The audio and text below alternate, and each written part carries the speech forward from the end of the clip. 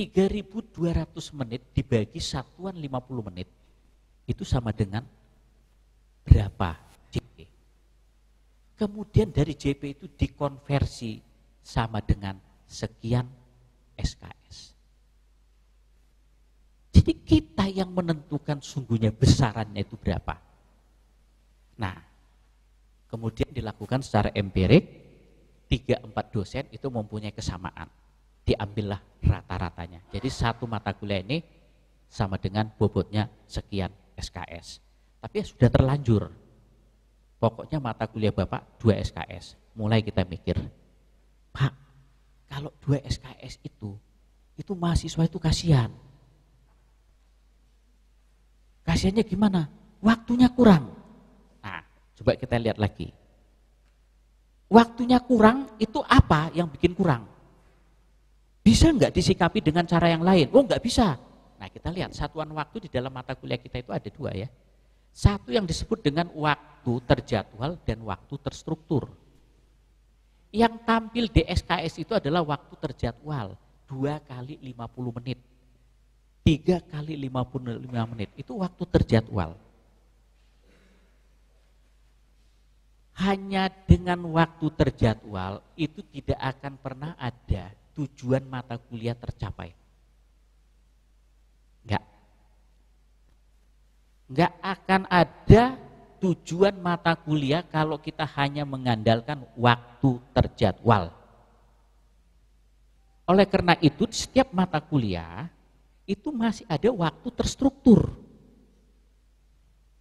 Besarnya maksimal 2 kali waktu terjadwal. Jadi kalau Bapak dan Ibu mengajar 100 menit, itu sesungguhnya mata kuliah itu adalah 300 menit. Di mana waktu terjadwalnya 100 menit, waktu terstrukturnya 300 menit. 300 menit inilah yang menggaransi setiap tujuan itu bisa dicapai dengan baik. Yang menjadi persoalan di dalam perkuliahan, apakah Bapak dan Ibu sudah mengoptimalisasi waktu terstrukturnya atau belum? Jawabnya, mana sempat. Benar. Kalau mahasiswa, kalau dosen itu mengampu 12 SKS saja, ya, dia melakukan waktu terjadwal dan waktu terstruktur. Kayaknya rata-rata dosen itu harus tidur jam 2 malam setiap hari. Ya, meriksa tugas. Coba hitung. Waktu terstruktur dan waktu terjadwal, 12 SKS. Kalau 12 SKS itu kita konversi sama dengan berapa jam, terus kalikan waktu terjadwalnya. Enggak sempat tidur. Itu mahasiswa, itu dosen dari 1 mata kuliah. Yang mahasiswa ngambil 5 mata kuliah, mati berdiri.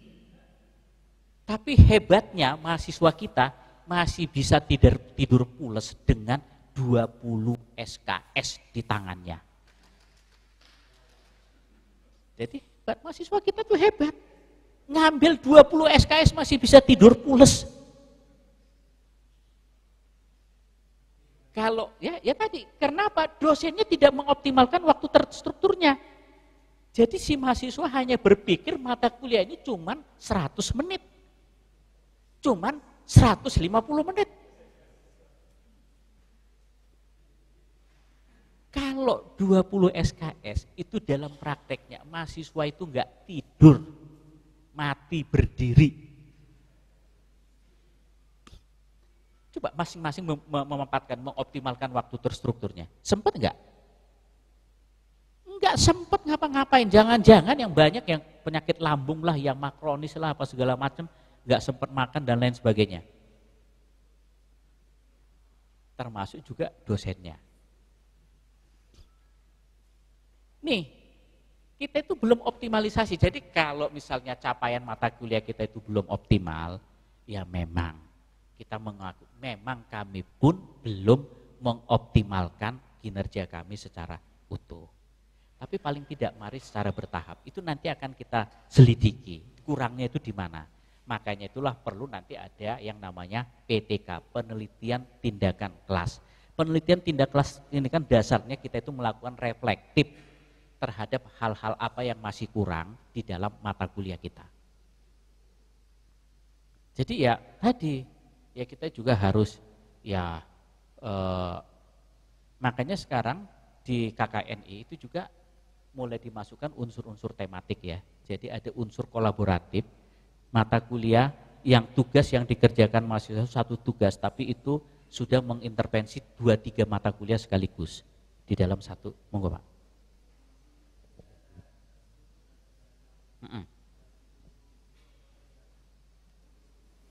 Enggak, cuman yang terjadwal. Jadi yang di dalam kurikulum kita yang tertulis itu cuma waktu terjadwal, terus strukturnya enggak. Tapi ingat, tidak ada satu mata kuliah yang bisa selesai dengan baik hanya mengandalkan waktu terjadwal. Oleh karena itu instructional design itu mengolahnya dengan bagus, dengan waktu terjadwal dan waktu terstruktur lah itu bisa tercapai. Capaiannya pun itu kan, waktu terstruktur itu maksimal loh Pak ya. Maksimal 2 kali waktu terjadwal. Jadi jangan misalnya Bapak dan Ibu ngasih teorinya seemprit, terus ngasih tugas terstrukturnya harus gerendam kaki berjam-jam, itu tidak rasional juga. Jadi memang kita dikatakan, saya ngajar 100 menit, saya beri tugas, ya kira-kira apa sih yang bisa dilakukan dengan 200 menit? Jadi jangan harus apa sih yang bisa dikerjakan selama 1 minggu, itu namanya bukan waktu terstruktur. Itu 200 menit, itu hanya dari mata kuliah saya. Mata kuliah si A, 200 menit lagi. Mata kuliah si B, 300 menit. Mata kuliah si C, total sekian ribu menit. Dibagi, nggak tidur mahasiswa itu. Nah, kita ini masih berbaik hati lah. Jadi memang kita ini masih jadi dosen yang manusiawi ya, memanusiakan manusia kan gitu kan. Nah kalau enggak ya tadi ngapain juga kalau satu saat kita ngajar terus mahasiswanya pada siapa yang mau diajar lagi, enggak ada kan. Nah itu. Tapi ya bargainingnya ada. Jadi kalau misalnya nanti masalah bagaimana pengaturan komposisinya, monggo Bapak dan Ibu ada iramanya lagi. Apakah mau membuat tugasnya itu per mingguan, apakah mau membuat Bapak dan Ibu membuat tugasnya itu tidak mingguan.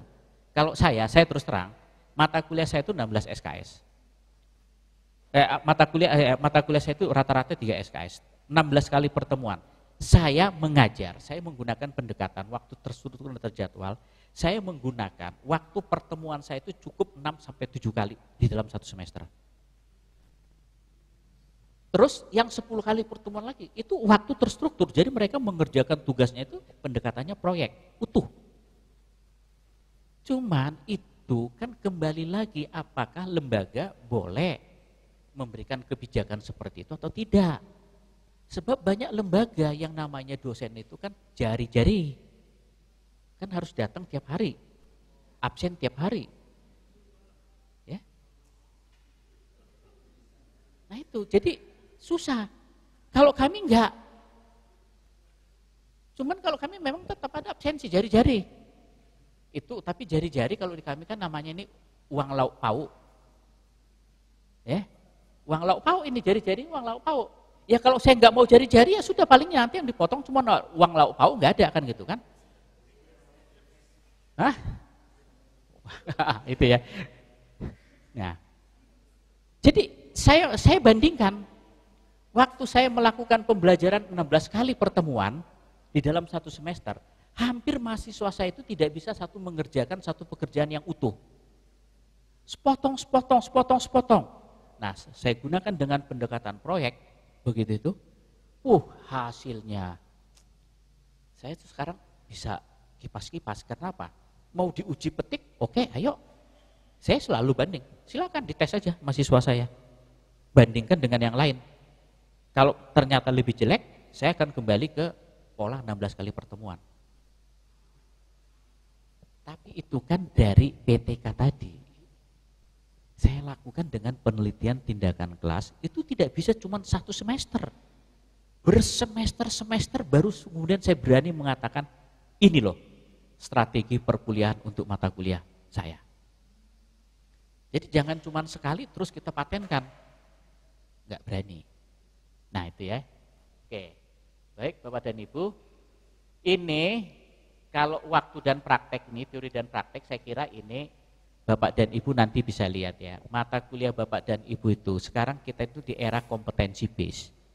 Kalau kita berbicara kompetensi, rumus atau yang namanya definisi dari kompetensi itu adalah kemampuan unjuk kerja. Kalau kemampuan unjuk kerja yang dituntut dari setiap mata kuliah, dari setiap pokok bahasan, artinya nggak ada lagi mata kuliah yang benar-benar 100% teori. Jadi jangan ada lagi mata kuliah yang 100% teori. Kalau 100% teori udah sistemnya moduler aja. Kasih modul, baca, nanti dites, selesai. Ngapain kita capek-capek datang ke kelas kalau 100% teori? Tapi tadi, karena kita sudah era kompetensi, mulai Bapak dan Ibu mempunyai greget dan mempunyai keberanian mengatakan 40% ya, praktek, 60% teori. Semakin Bapak dan Ibu membuat ini sangat kompetitif, semakin bagus. Bila perlu katakan 50% teori, 50% praktek.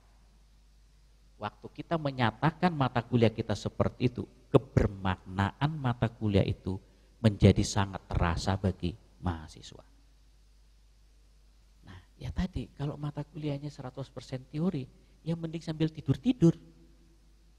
Untung aja nggak ada orang yang mau mendongengkan buku itu, kemudian dia masukkan ke headset, sambil tiduran tempelkan di sini, dia tidur aja. Dengerin aja sebulan itu. Kalau nggak masuk semua itu 70%. Kenapa harus belajar lagi? Kan kalaupun dia baca itu kan dia kan baca. Sekarang kan bisa aja. Karena malas membaca, bayar orang ya Pak ya. Kamu baca sambil bunyi, rekam. Kenapa? Nanti saya sambil tiduran sambil belajar. Nah, masukkan ke handphonenya, tempel di sini, tidur ya sambil 5 kali, 7 kali diulang-ulang, gak usah didengerin secara serius. Apa yang dia dengarkan itu 70% itu nyantol di telinga. Persoalan dia ngerti atau tidak, itu urusan lain. Yang penting nyantol. Pernah nggak Bapak dan Ibu menirukan iklan satu produk? Enggak pernah ya Pak ya? Kan enggak pernah terus duduk terus ngapalin iklan ya? Enggak.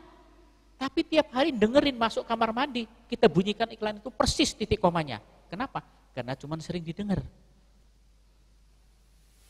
Itu sudah kami praktekkan. Waktu universitas terbuka pertama kali berdiri, itu dulu ada program kaset audio. Kita buat senarai, kita buat kesimpulan-kesimpulan dari setiap modul itu kita rekam. Kita bagikan kasetnya. Benar. Ibu-ibu rumah tangga itu mana pernah sempat baca modul? Enggak. Dia sambil nyiapin nasi goreng buat sarapan suami dan anaknya. Di setel ini ekonomi mikro adalah bla bla bla, tiap hari didengerin ekonomi mikro. Setiap kaset didengerin 6 kali. Ikut ujian. Lulus itu. Tapi tadi pertanyaannya sejauh mana kebermaknaan materi itu bagi mereka? Enggak ada. Jadi jangan sampai terjadi yang seperti itu. Nah, sumber pustaka ini juga perlu kita perhatikan.